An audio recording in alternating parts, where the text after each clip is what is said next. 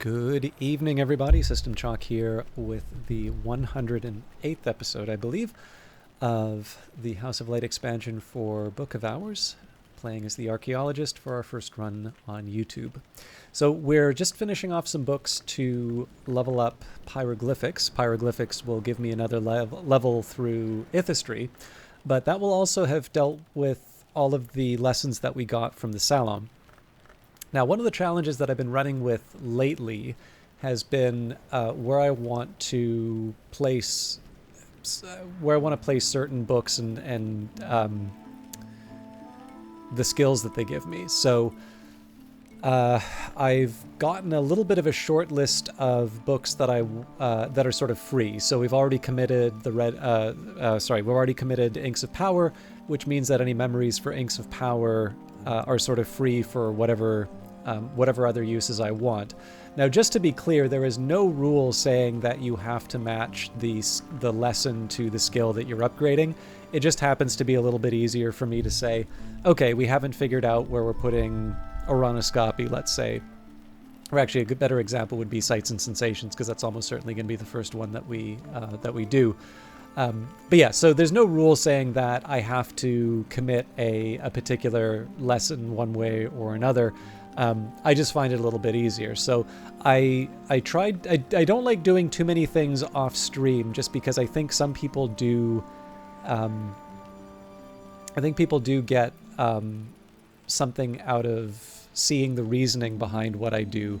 I also know that I play the game quite differently from normal people. So again, none of this should be held up as sort of some ideal example of how to play the game. But for my own part, I try to find that balance between doing things as they occur to me on the stream. And then, of course, that can sometimes mean making mistakes, although I think that's good because the genre of video where it makes sort of people's, like, I understand the name of brevity, that which clearly is not a priority for me, why a lot of videos will only show you like the best versions of things. But this is where you get people sort of thinking that, you know, working on a farm is really glamorous and ideal. And I don't want to, like, I'm not trying to knock farm work. If anything, I am trying to give a realistic perspective of it. It is very, very hard work. And of course, if you were a farm influencer, you're probably not going to show the unpleasant parts of it. You're going to show the parts that generate engagement, which is usually the fun stuff. Or at the very least, the appealing stuff. So with that in mind, my own view, rightly or wrongly, on the Weather Factory games, because I do still occasionally get comments about how difficult they are, or how people maybe only appreciate them through seeing the game, is that there is actually some value in including the errors. And of course, because it's sort of an uninterrupted run, there's really no place for me to edit those. But on the other hand, I also don't necessarily want there to be sort of a half hour of just hemming and hawing over a certain approach. So what I just did here very briefly was I took a look for any examples of books which were clearly, okay, yeah, this one's definitely not going on the list. I have a pretty good idea roughly where things are going. And partly this is just from memory as well. But essentially what we're going to do is, for most of the books here, I'm going to read them and I'm going to level up the skills. Now, they may not necessarily go into the Tree of Wisdoms quite yet, because there's a couple of them that serve very specific purposes for my overall plans. But I think we're actually going to start going through these fairly quickly now. And the ones, I can actually remember some of the ones where there were exceptions. So I remember we had a little bit of a question mark in terms of where I wanted to put Orchids and Narcotics in the Bosque, and then I never really settled on where I want to put Edicts Inviolable. Currently it's at 3, but we can take it quite a bit higher. But for most of these, for Sights and Sensations and Oronoscopy, a lot of these are already at level 2, and the fact of the matter is that there's very few skills that actually can be committed at level 2. So what I want to do is just I want to start sort of lifting that floor in terms of the various skills. And one of the things I will say about House of Light is that it's actually quite easy to wind up with a lot of skills at level 9 now because of the Salons. So I've definitely been a lot more tight-fisted on lessons just because of the way that I played the game before the expansion was released. So anyways, with all that introduction out of the way, let's unpause. Now, I did get, I didn't plan out fully. I can't quite do Musgrave sketches until we either get Ava's desk, the Pale desk, or I think those are the only two winter ones, actually. I may be able to do something with Moon, but then that would still, you know, require something like the desk in the library here. But all right, he does a lot with silence, this man. But that's fine. I mean, we'll make do. I also really don't need to worry that much about keeping the memory that I get at the end, if it really comes down to it either. Okay, the Instruments of the Heart. Sister Isabel, then precentress of the Abbey Church of St. Brendan's, engages in dialogues with a heart-long of a kind called Dwendrazon that has taken partial possession of her body. Now, I forgot. I probably should have restored the core, but that's fine. I'll work through it. The Dwendrazon, like all its kind, usually dwells in the mansis, but can enter the physical world by manifesting his music and take possession of a willing or semi-willing mortal who hears and loves that music, like Isabella. Isabella records her dreams of the High Mansis, where she is accorded the Dwendrazon status and titles. In return, the Dwendrazon enjoys what it calls Seizura, a welcome oblivion. Our mostly blessing is that we may never cease, except in Seizure. There is something more that Isabella refers to as the Seizura Magna, but she laments that her Dwendrazon will not tell her exactly what that might be. Okay, so this was originally going to be to cure the experiment beyond sight. However, I don't have the element of the soul to help out with that now. So we can do quenchings and quellings. I can take the kitchen bowls, for instance. Oh, actually. Well, still the same problem. I don't have anything with heart to toss in. Although I wonder... No, it's got to be at the desk, so... I might be able to get away with something like using Peribiot. But it's just as easy for me to... Yeah, 30 seconds will just restore the core.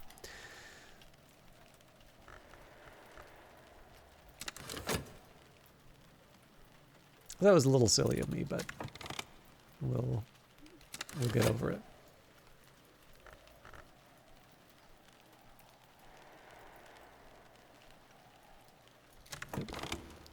The skill is now level 5. Its power aspects have also increased. So a little bit of jostling around to do.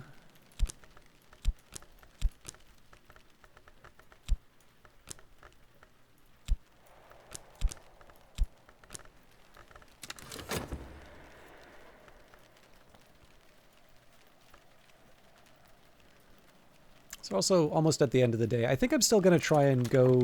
I think I'm still going to try and read the book. Now this... I'm actually going to turn into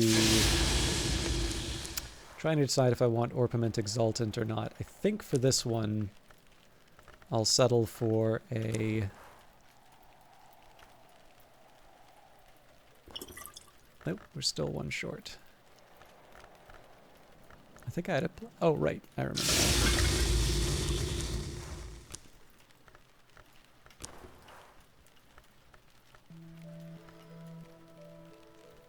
It's partly why I was drawing up the water.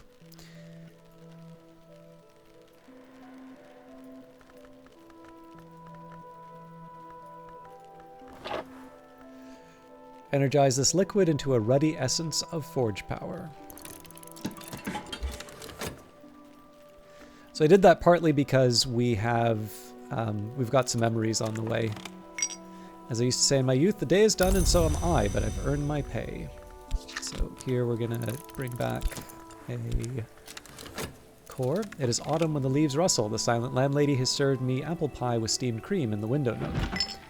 And an ascendant harmony, a bright and ringing music which evokes the blue sweep of the lower heavens.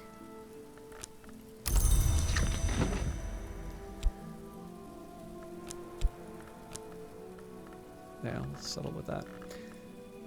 Okay. So yeah, we may not be able to make much of it, but I think I prefer making progress on books to not. So, winter a conclusion. I can master this mystery.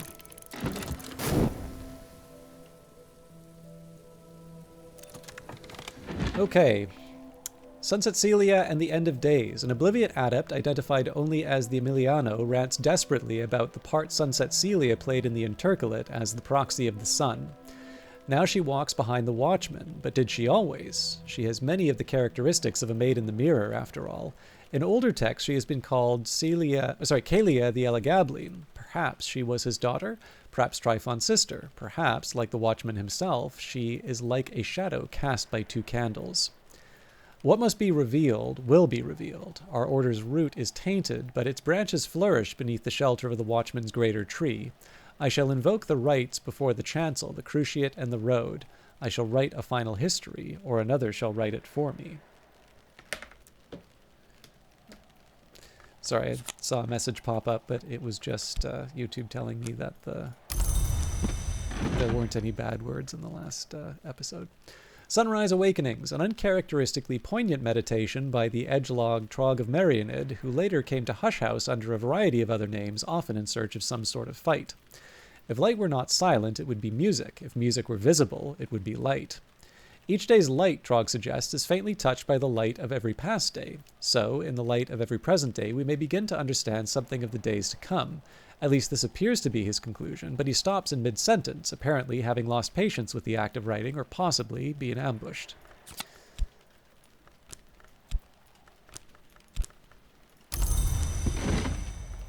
Codex Acephali, sometimes called the Book of the Clean Skull, the book contains accounts of enlightenments available through the gradual surgical removal of the lobes of the brain. It becomes clear that the processes described are mostly allegorical or metaphorical descriptions of winter techniques for less revolting occult work. Even the metaphors are pretty horrible, though. The author explains adaptations of these techniques with sufficient winter aspect to harvest a mysterious substance described as the rags of the final bone from the remains of almost any animal. So just need one more memory, and we're good to go for leveling up. Glimmerings, an anonymous prison diary, written by a dreamer convicted of oniric irresponsibility and confined to the Kukurbet. The prisoner is plainly terrified and bewildered by their situation, and has been unable to wrangle a coherent explanation out of anyone. The dreams keep coming, and they keep writing them down. Snow, broken mirrors, half-heard sky music, flowers of white, red, and black, a blood-streaked winter dawn. The most notorious signifiers of oniric risk, fantastically vivid and detailed. No wonder they were locked up. Their final recorded dream is of a worm jewel beneath Brandkrug Isle, which they open with a key carved from their finger bone. And then on imperfection, so apparently I did one more than I needed. Pomander, Lightsmith, and Lanternlong describes the process of transinhabitation, which he calls a manifestation of imperfection. Lanternlong lack bodies, and so cannot normally leave the Mansis, but they can study glint in the physical world by establishing a road of glass. Pomander notes with disgust that the Order of Long called the Obliviates refer to it as scrying, which he considers a debased term. Pomander explains the benefits of transinhabitation, that a Lanternlong can affect the senses and thoughts of those nearby, and that they can enter their spirits, and that they can employ the senses of those inhabited to experience again the scent of blossom and season. This seems to be what interests him the most. He insists that a Lanternlong should only ever inhabit a mirror of silver, not silvered glass, but he declines to explain why.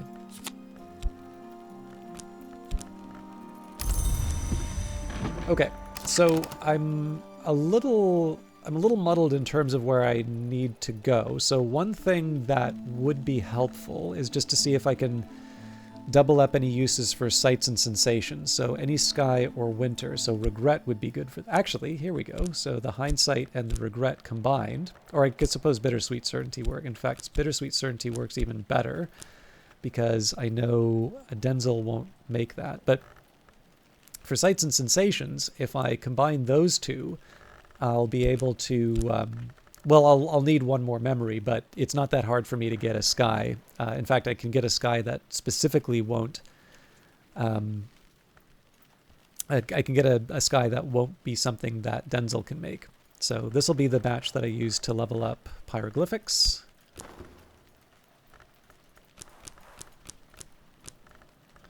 I'll use the shaft in this case. At last, I'm something of an authority in this. Improve the skill to level 6.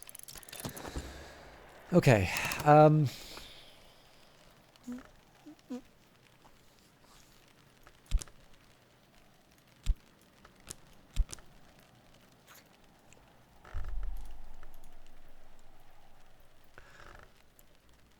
going to...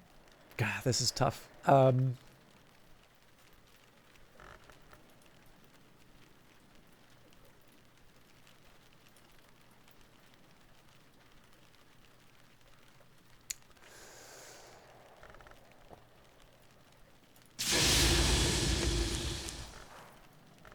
Oh, we have plenty of bitter black salt. Well, can't hurt to make another one.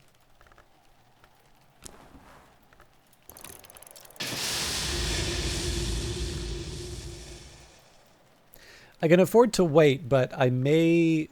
I think what I'll do is I can use the Fett and the Tryst at Crowcross Sands and the Moor again, and I'll leave the metal aside to read a book that gives me Sky Aspect.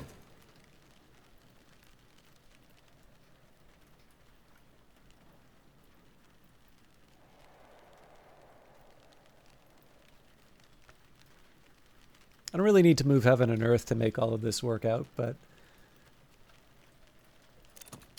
there's a couple things that would be nice to get by the end of the day. There's a lot to silence this man.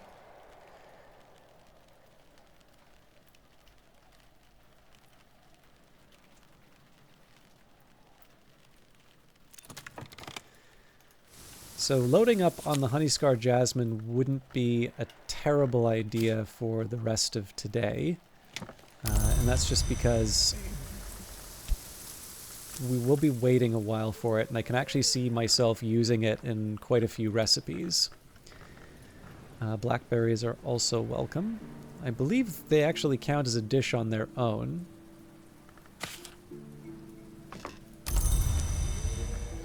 And sand. Well, sand isn't the one that makes me excited, but you know what? We had a pretty good run, so.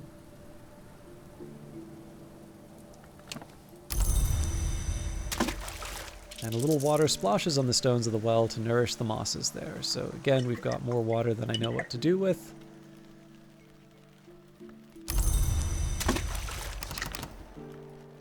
But we'll probably wind up turning this into some kind of... We'll probably wind up turning this into Orpiment Exultant or Iotic Essence. The skill is now level 6. Its power aspects have also increased. Now, what I should have done was gone back to Crowcross Sands and the Moor, so we'll do that right now. So there's Rhyme and Remembrance. And Inks of Power. And the reason why we leveled up... Pyroglyphics.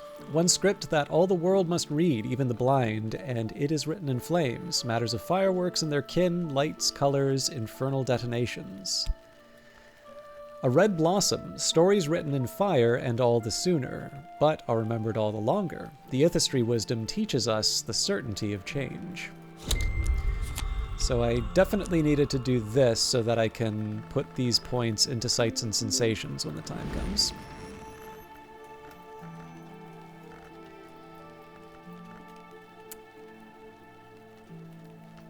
I think I'm also inclined to...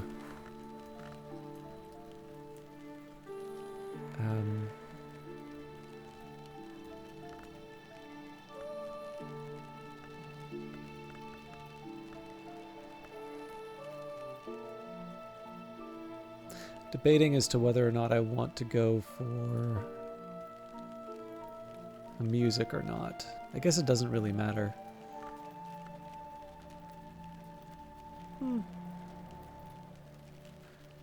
Don't remember where we left this, but Locksmith Stream's always a reliable document.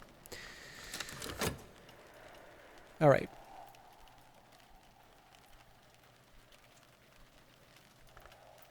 So the big thing we're waiting for is the core so that I can turn that into, or so that I can cure the experiment beyond sight. Oh, well, Solace works as well.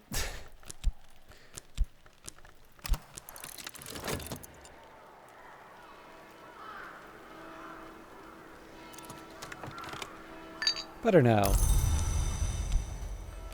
I don't want to restore any elements of the soul because we won't have enough time to turn it into money. But we should be able to cure.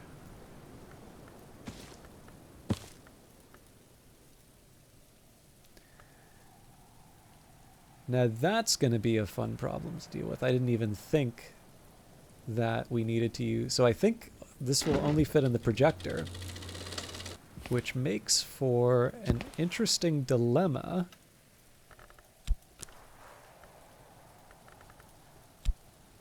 Okay, now that's an interesting problem here. So if quenchings and quellings can't fit in the skill slot here.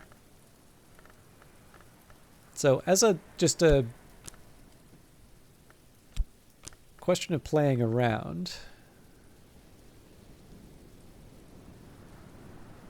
I mean, if I got a storm, that would be sufficient.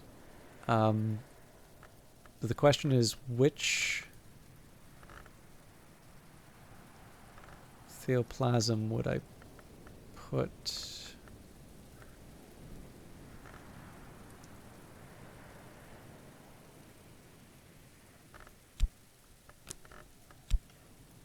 Huh. Interesting. I mean, it makes sense, but it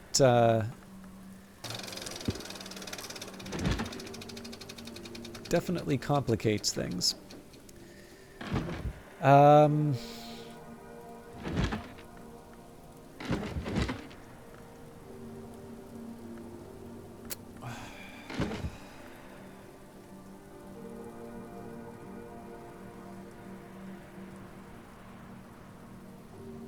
I'm slightly inclined to... No, you know what? Let's just leave this for tomorrow.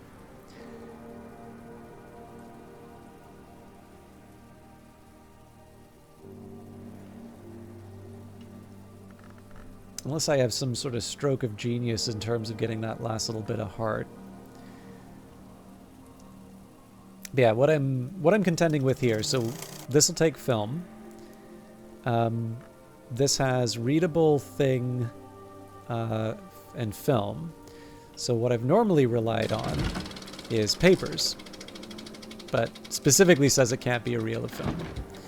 And I don't think so. These are always a little funny. Those take blank, not readable.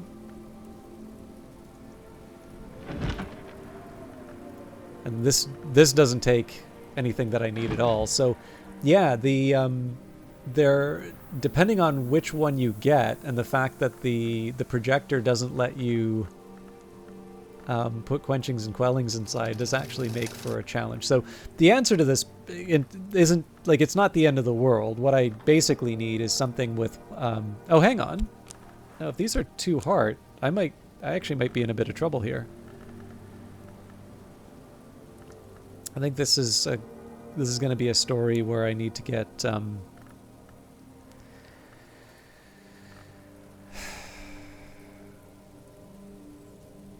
yep.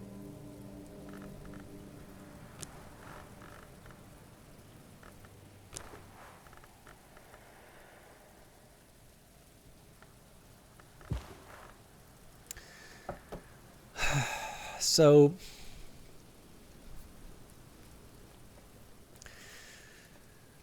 my options here, Thunderscan's Pian would be one way to go.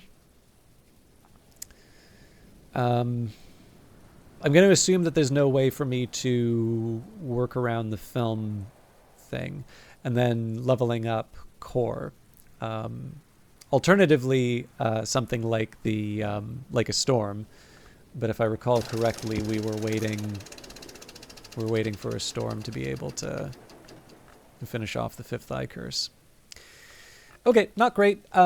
So yeah, I should probably be moving forward with the core then and saying that this isn't happening. Now, under normal circumstances, I'd probably try and turn this into... Actually, you know what? I probably have enough time.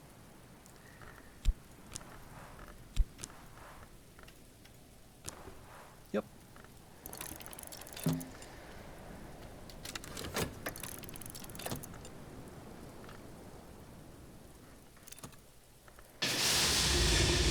One can cook with bitter black salts, but only if one uses them very sparingly.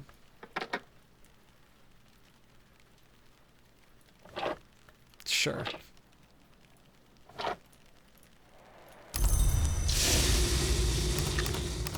Still holding out hope that we're going to have this red in... Oh yeah, no, we'll have this red in time to level up Sights and Sensations. So yeah, a little bit of an odd day, but I'm not too upset with how it turned out. Okay, there's the Iotic Essence. Eventually we'll turn this into Orpiment Exultant, but it depends on kind of how the day goes.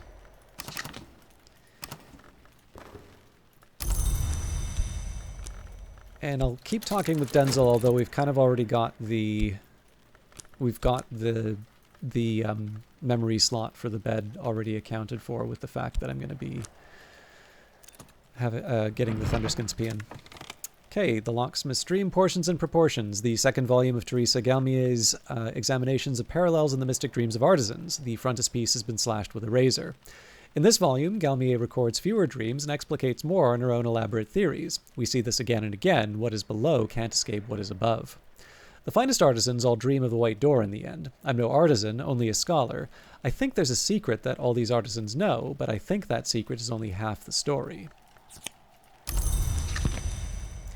So again, the confounding parable isn't really going to do that much at this point, but we didn't know that at the time. And if nothing else, we're just slowly starting to make some progress through our reading list.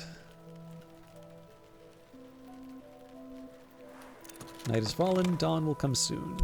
Okay. So we have got a couple more seconds left on the book, and we've got 34 seconds left on the music. So we'll take care of these things in order.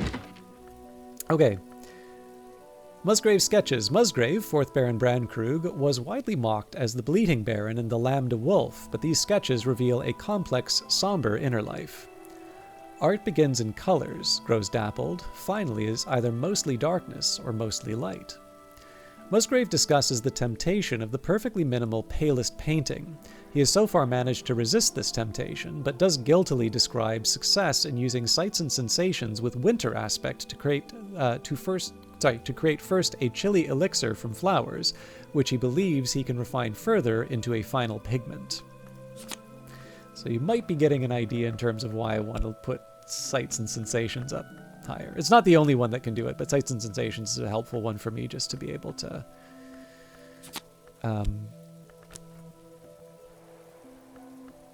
don't think this is going to fit. Oh, it does. I don't know if the game's going to be too happy with me for that, but...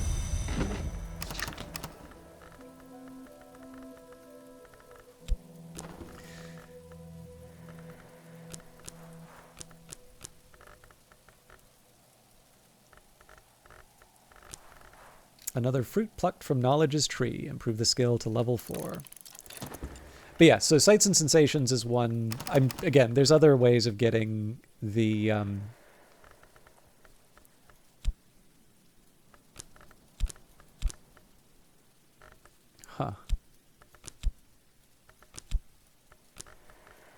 There's other ways of getting Nilicant and... oh, heavens. What's the... Solomon's Preparation and Nilicant. But Sights and Sensations, I think, was the first one, so it's one that I kind of default to.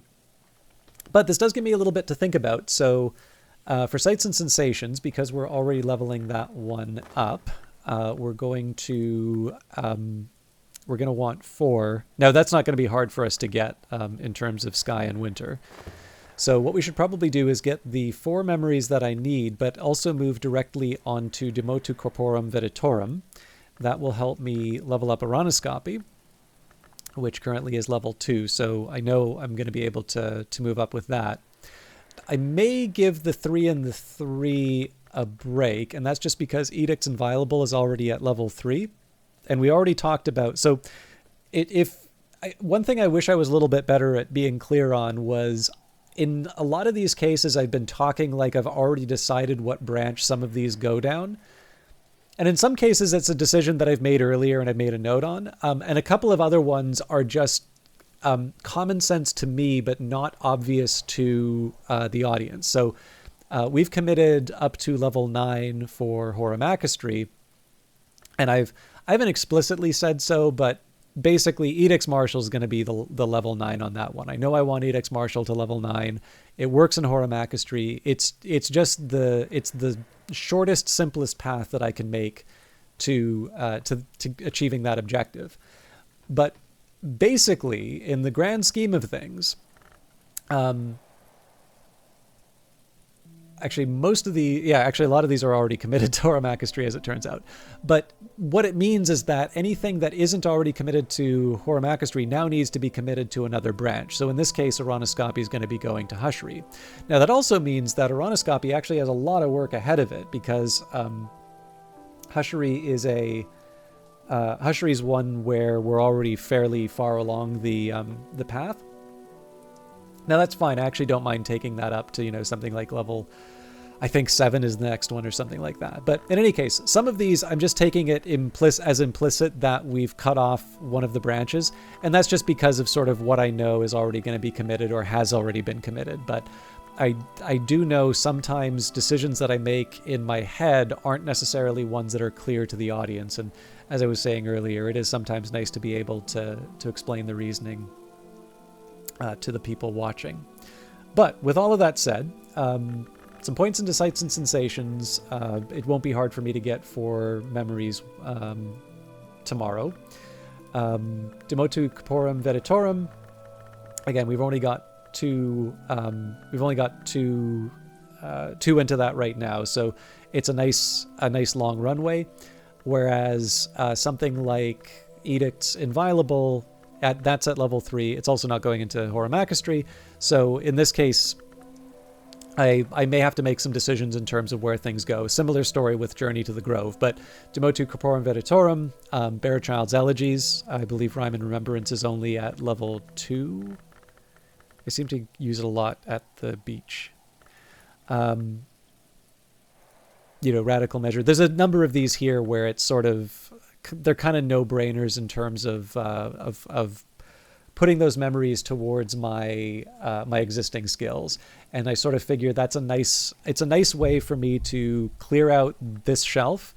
Also, it'd be nice if I can incorporate sort of the lingering texts in another language into that one kind of collection.